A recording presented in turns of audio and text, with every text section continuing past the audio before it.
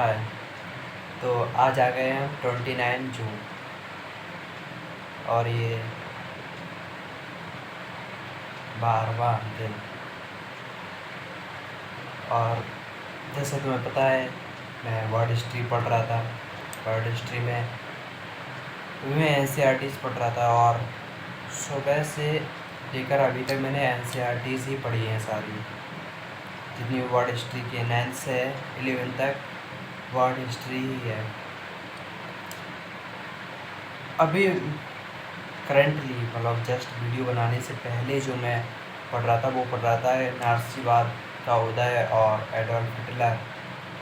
मतलब पढ़ने के बाद पूरा मतलब मैं सोचता ही रह गया कि मतलब एक ऐसा सनकी व्यक्ति, मतलब एक ऐसा हो सकता है कि उसने केवल एक नस्ल को पूरी पृथ्वी पर राज करने के लिए, और उसने एक केवल नस्ल को मतलब इतना सर्वश्रेष्ठ समझा, उसको सर्वश्रेष्ठ बनाने का सपना देखा पूरी पृथ्वी पे। और मतलब वो उस सपने को सच करना चाह रहा था यार।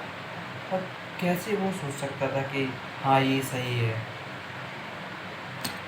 कैसे उसने यहूदियों को मारा यार, और यहूदियों को ही नहीं, उसने पोलैंड हो या जिप्सी हो, और टोटल ऐड किया जाए तो उसने 52 नस्लें आदमियों की जो होती है उतनी नस्लों को मारा। रसियन हो, पोलैंड हो, जिप्सी हो, यहूदी हो, इन लोगों को मारा। सबसे ज़्यादा तो उसने यहूदी लोगों को मारा, 60 लाख यहूदियों को। और यही छोड़ो, धीरे धीरे उसने कैसे पहले 1935 में लेके आया, फिर 1939 में लेके आया, फिर 1940 में लेके आया वो ऐसे एक्ट वगैरह, जिसके थ्रू पहले उसने यहूदियों को घर से बाहर निकाला। एक अलग ही उनकी कॉलोनी बना दी गई थी जहाँ पे बहुत ही बीमारी, गंदगी सब रहती थी। इसके अलावा फिर उसने उन लोगों को कहा कि 41 में लेके आया, 1941 में लेके आया। फिर इसके बाद उन्होंने घर में भी रहना उसका बंद कर दिया। इसके बाद 1944 में अब लेके आया तो उसने तो सीधा फिर उन लोगों को इतने तो यातना गृह बनाए गए थे यार, जिसमें कई सारे यातनाएं गृह थे। पोलैंड में बना रखे थे उसने, चिप्सो करके था, और वो वियत्ना क्या ऐसा कुछ करके था, वो ना याद नहीं आ रहा। तो ऐसे ही कम से कम 12-13 यातना गृह थे जहाँ पे मतलब सीधे यहूदियों को ले जाकर, यहीं बच्चों को भी, छोटे छोटे बच्चों को भी, छोटे छोटे बच्चे थे यहूदियों को, उनको स्कूल से निकाल दिया गया। टीचर्स यहूदी थे उनको निकाल दिया गया, या अदर किसी नस्ल से थे तो उन लोगों को निकाल दिया गया। पहले जॉब से निकाला गया, इसके बाद मतलब सरकारी जॉब से सारे से निकाल दिया गया, स्कूल टीचर हर जगह से निकाल दिया गया। फिर उनको सीधे मौत के घाट उतार दिया गया। सोचो यार, ये सब किया गया। वो केवल आर्य नस्ल, केवल वो आर्य नस्ल कहता था ये सर्वश्रेष्ठ है, और उसी को उनको पढ़ाना, और छोटे से 6 साल से 10 साल तक के लिए स्कूलिंग करते थे, उसमें सिखाया जाता है हिटलर की पूजा करो, यहूदियों से नफरत करो, बाकी ये सारी चीज़ें। मेरा तो मतलब दिमाग चक्कर आ गया। इससे पहले जब मैंने एनसीईआरटीज़ नहीं पढ़ी थी, इससे पहले मुझे लगता था कि हिटलर जो है वो अपने देश के लिए कर रहा था, अपने देश के लिए लड़ रहा था, तो मतलब एक अच्छा है, वो एक राष्ट्रवादी नेता था। लेकिन वो राष्ट्रवादी नहीं, वो एक केवल एक नस्ल को लेके पागल हुआ था यार। और ये बहुत ही बुरा था यार। उसने कैसे कितने सारे बच्चों, कितनी सारी औरतों को, कितने सारे लोगों को मतलब मार दिया उसने। ये बहुत ही पागल इंसान। तो मुझे लग रहा है कि दुनिया के और देश क्या कर रहे थे। लाखों की संख्या में निर्दोष मारे जा रहे, बच्चे मारे जा रहे, बाकी सब देश बस देख रहे थे यार। देखा उस टाइम युद्ध चल रहा था, सोचो वो इधर युद्ध भी लड़ रहा था और अंदर ये सब भी कर रहा था यार। 19 शायद 24 या फिर 29 से स्टार्ट होकर के जो इसका 1945 तक चला। इतने टाइम में उसने इतनी तबाही मचा दी भाई, बहुत तबाही मचाई। इससे पहले मैंने वो फ्रांस क्रांति को पढ़ा था। अमेरिका नहीं, अभी अमेरिका की नहीं पढ़ी, मतलब एनसीईआरटी में अमेरिका की नहीं पढ़ी मैंने, वैसे अमेरिका की मैं पढ़ चुका हूँ। तो अभी एनसीईआरटी में पढ़ूँगा तब डिटेल में सारी चीज़ें समझ में आती, फिर मज़ा आता है सारी चीज़ें कि हिस्ट्री में ये हुआ, कैसे हुआ।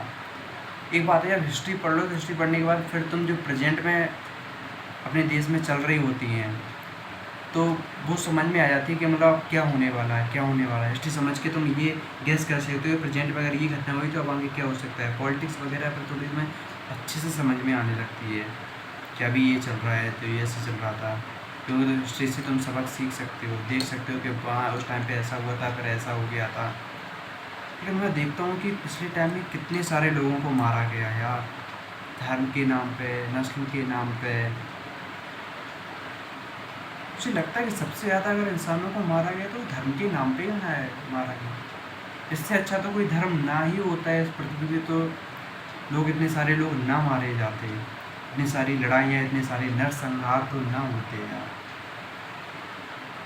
खैर, वर्ल्ड हिस्ट्री पढ़ने में मज़ा आ रहा है भाई यार। मतलब मैं सोचता ही रहता, मेरे दिमाग में पूरा वो भर जाता है यार। मैं उसके बाद सोचता ही रहता हूँ कि मतलब ऐसे ऐसे ये हो गया, ऐसे ऐसे हुआ था, मतलब जो मैं कभी सोच भी नहीं सकता था, सपने में भी नहीं सोचता था कि ऐसे ऐसे चला था। क्योंकि हिटलर यार केवल अपना एक ही सपना पूरा करने के लिए कि आर्य नस्ल है, उसने पूरी पढ़ने का जो शेड्यूल होता, मतलब बच्चों के जो एजुकेशन होती है, किताबें, मतलब हर एक चीज़ बदल दी गई थी उसमें। और यहूदियों से तो भाई गजब की नफरत थी। यहूदियों से एक नफरत करने का एक आधार ये भी था, उसे लगता था कि ईसा मसीह को यहूदियों ने ही मारा था, इसलिए भी करता था। इसके अलावा मतलब एक ही रीजन यहूदियों से करने का था ठीक, इसके अलावा वो हर एक नस्ल से करता था। आर्य नस्ल के अलावा किसी और नस्ल को मानता ही नहीं था कि कोई है। मतलब वो जब पोलैंड पर आक्रमण किया तो उसने पूर्वी पोलैंड से लेकर पश्चिमी पोलैंड तक सब सब नष्ट कर दिया यार। उसने जितने थे पोलैंड वासियों को भागने पे विवश कर दिया, और जितने लोगों को पकड़ के उनको ज़बरदस्ती नौकर बना लिया, गुलाम बना लिया उन लोगों पोलैंड वासियों को उस टाइम पे। मतलब वो मानवता व्यवहार के लायक ही नहीं समझते, उन्हें मानवीय व्यवहार उनके साथ किया ही नहीं गया, मानवीय बर्ताव के लायक ही नहीं समझा गया उन्हें।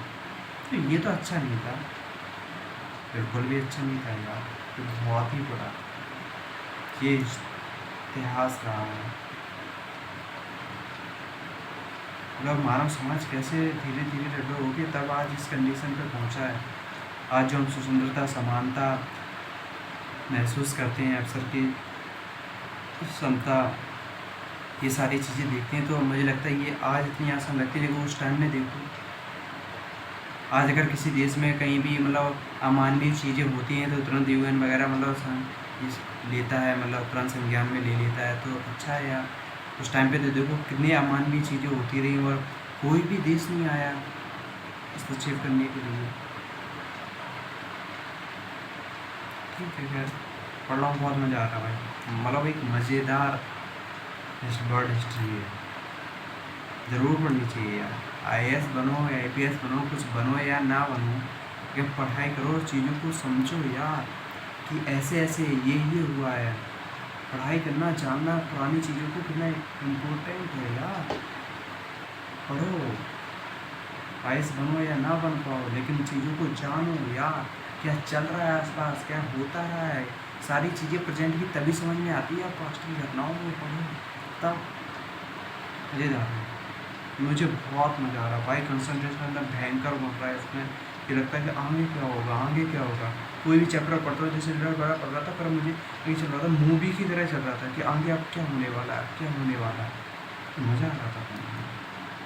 फिर ठीक है, इतना ही। आज 11वां दिन, 29 तारीख हो गई। ठीक है, पढ़ाई सही चली। 10 दिन में GS फर्स्ट निपटाना है तो निपट जाएगा। हिस्ट्री तो हिस्ट्री निपट जाएगी, मुझे मज़ा आ रहा है हिस्ट्री पढ़ने में। जबकि मैं साइंस का स्टूडेंट हूँ, हिस्ट्री मुझे कभी अच्छी नहीं लगी, लेकिन अब मज़ा आ रहा है। ये उसमें इंटरेस्ट लेके पढ़ोगे बिल्कुल। जब मैं पढ़ रहा हूँ NCERT, तो NCERT सबसे पहली बात तो ये कि NCERT जितनी भी है सब कहानी की तरह है, स्टोरी की तरह है। तो NCERT मतलब पढ़ने में इसलिए भी और अच्छी लगती है। इसके अलावा है कि NCERT जब मैं पढ़ना शुरू करता हूँ मूवी की तरह चलने लगती है। जैसे मूवी में इसमें सुनता है आगे क्या होगा, आगे क्या होगा, ऐसे में NCERT से पढ़ते हुए तो मतलब थोड़ा इमेजिन करते हुए चलता हूँ कि ऐसी कंडीशन रही। सोचो मैं उस टाइम में हिस्ट्री में मतलब मैं टाइम ट्रैवलिंग करके मैं पीछे वही पे पहुँच जाता हूँ। सोचो उस टाइम पे मैं यहूदी हूँ, ये हूँ, वो हूँ, मतलब थोड़ा फील करता हूँ उस चीज़ को। तो फिर जो इंटरेस्ट आता है कि भाई आगे क्या हुआ, आगे क्या हुआ, ऐसे पढ़ो यार, मुझे इस द बेस्ट। रात ठीक है, अब मैं बंद करता हूँ कैमरा और एन सी आर टी पढ़ूँगा। कल मैं बताऊँगा कल क्या क्या और। Okay bye.